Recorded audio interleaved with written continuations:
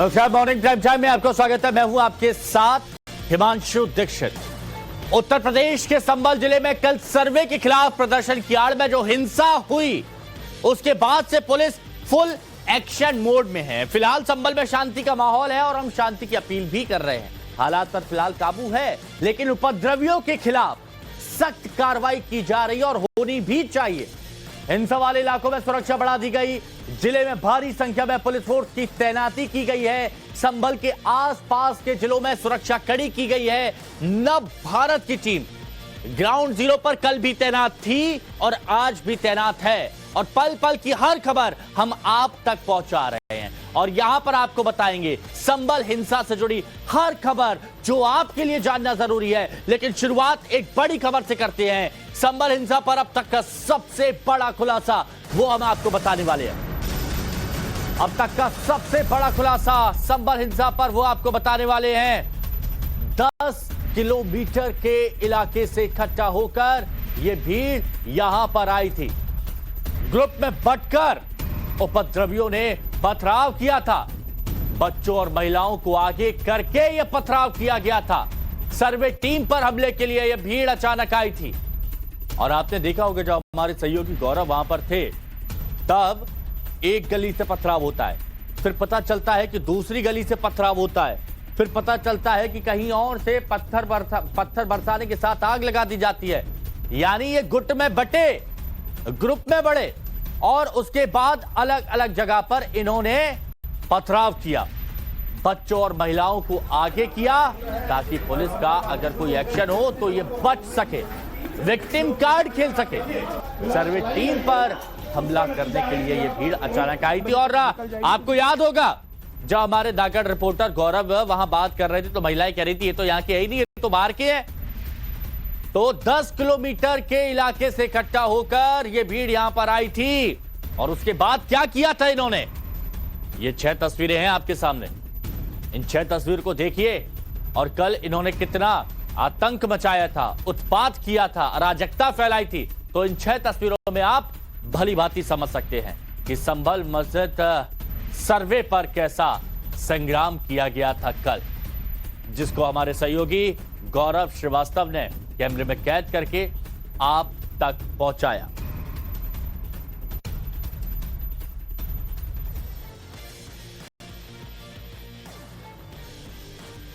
तो ये तस्वीरें तो आप देख ही रहे हैं, लेकिन हर पहलू हम आपको समझाएंगे। अब आपको समझाते हैं किस तरह से संभल में हिंसा को अंजाम दिया गया। देखिए, पत्थरबाजों ने 3 ग्रुप बनाए थे, 3 ग्रुपों में टीम बनाई थी। अब ग्रुप बनाकर यानी गुट बनाकर हिंसा को अंजाम दिया गया था। पहले ग्रुप ने क्या किया, पत्थरबाजी की। अब दूसरे ग्रुप ने क्या किया, दूसरे ग्रुप ने आगजनी कर दी। और तीसरे ग्रुप ने क्या किया, तीसरे ग्रुप ने नक्काशी इलाके में पथराव किया। अब पथराव में महिलाओं और बच्चों का इस्तेमाल किया गया। कैसे किया गया, उनको आगे खड़ा कर दिया। घर की छतों से फायरिंग हुई है, यह पुलिस की तरफ से कहा गया है कि घर की छत से फायरिंग की गई है। पत्थरबाजी वाले घरों से हथियार भी बरामद हुए हैं। बाद में पुलिस ने एक्शन लिया ना, तो जहां से पत्थरबाजी हो रही थी, जिस छत से पत्थरबाजी हो रही थी, वहां पर पुलिस गई और वहां पर हथियार भी मिले हैं। हमारे सहयोगी हमारे साथ में जुड़े हुए हैं, अभिषेक राज संभल से, सीधे उनका रुख करते हैं और क्राइम से जुड़ी हर खबर सबसे पहले आप तक पहुंचाते रहे हैं। अभिषेक ये बताइए, कल जमकर हंगामा किया, उपद्रव किया, अराजकता फैलाई, आतंक मचाया और आज पुलिस का जब एक्शन हो रहा है तो बड़े चौंकाने वाले खुलासे हो रहे हैं। आपके पास और क्या खबर है? देखिए, बिल्कुल आज पुलिस का एक्शन जारी है और यही जामा मस्जिद है जहां पर कल सुबह 7 बजे से लेकर 11 बजे तक सर्वे होना था। जब सर्वे की टीम अंदर मौजूद थी, उसी वक्त 9:30 बजे के आसपास पीछे के इलाके में जो रास्ता आप मेरे पीछे देख रहे हैं, ये रास्ता दरअसल मस्जिद के पीछे का रास्ता है और इसी रास्ते के ऊपर जो भीड़ है वो इकट्ठी हो गई थी। 3 जगहों पर यह रास्ता बढ़ता है और तीनों गलियों से जो भीड़ है वो इकट्ठी होनी शुरू हो गई थी और लगभग 10 बजे के आसपास में वहां से जो बड़ी संख्या में जो पत्थरबाजी है वो शुरू हो गई थी। ये जो रास्ता आप देख रहे हैं, ये रास्ता अंदर की तरफ जाता है मस्जिद के पीछे, और वहीं पे यहाँ ये जो आप रास्ता देख रहे हैं पीछे, यहीं पे बड़ी संख्या में जो लोग थे वो इकट्ठा हो गए थे और कोशिश कर रहे थे कि यहाँ से आगे जाएं और मस्जिद की तरफ जो सर्वे की टीम है उन तक पहुंचे। लेकिन पुलिस की टीम यहाँ पर मौके पे मौजूद थी। काफी सुनियोजित तरीके से इस पूरे वारदात को इन्होंने अंजाम दिया, पत्थरबाजी की घटना को अंजाम दिया। पुलिस की माने तो 3 टीमें इन्होंने तैयार की थी जो पत्थरबाज थे। पहली टीम जो थी वो पत्थरबाजी कर रही थी, पीछे जो घर है घर से पत्थर चलाए जा रहे थे। बकायदा इनके अंदर महिलाएं शामिल थी, ये भी पुलिस ने कहा है। 2 महिलाओं को अभी हिरासत में लिया गया है। इसके अलावा अभी 20 लोग जो हैं वो बताए जा रहे हैं हिरासत में लिए गए हैं। उसके बाद जो दूसरी टीम थी इनकी, उसने पीछे की तरफ जो गाड़ियां लगी हुई थी उन गाड़ियों में आग लगा दी ताकि जो पुलिस की दूसरी टीम है वो उनके तरफ भागे। और जब पुलिस की टीम उनको रोकने के लिए आगे पहुंची तो नक्काशा इलाके में जो पत्थरबाजों की तीसरी टीम थी वो वहां पहुंच जाती है और वहां भी जाकर तोड़फोड़ और आगजनी जो है वो करना शुरू कर देती है, पत्थरबाजी शुरू कर देती है।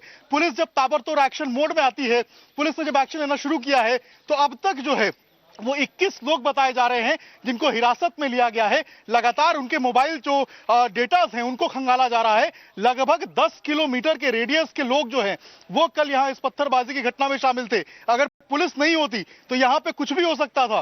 पुलिस ने यहां पर खड़े होकर जो माहौल है उसको संभाला, जो पत्थरबाजी हो रही थी उसको कंट्रोल किया।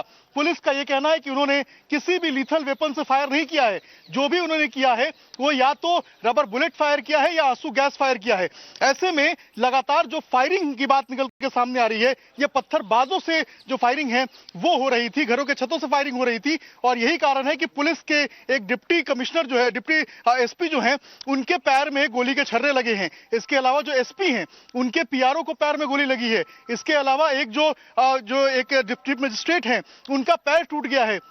4 पुलिस अधिकारी बताए जा रहे हैं जो इस पूरे हमले में घायल हैं। इसके अलावा 20 से अधिक जो कांस्टेबल्स हैं वो जख्मी हैं। तो आखिर सवाल यह है कि ये पूरी जो साजिश की गई थी इसकी प्लॉटिंग किसने की, इसको स्टार्ट किसने किया, और अगर ये सुनियोजित तरीके से थी तो पुलिस अब इस मामले की जांच कर रही है कि आखिर इसके पीछे का मास्टरमाइंड कौन है, आखिर कौन है जो बहुत जरूरी है, बहुत जरूरी है, बहुत जरूरी है आपने जो बात कही कि इस हमले के पीछे का मास्टरमाइंड कौन है, उस मास्टरमाइंड को दबोचना है पुलिस को। आप हमारे साथ बने रहिए, हम दोबारा आपके साथ जुड़ेंगे और भी कई पहलुओं पर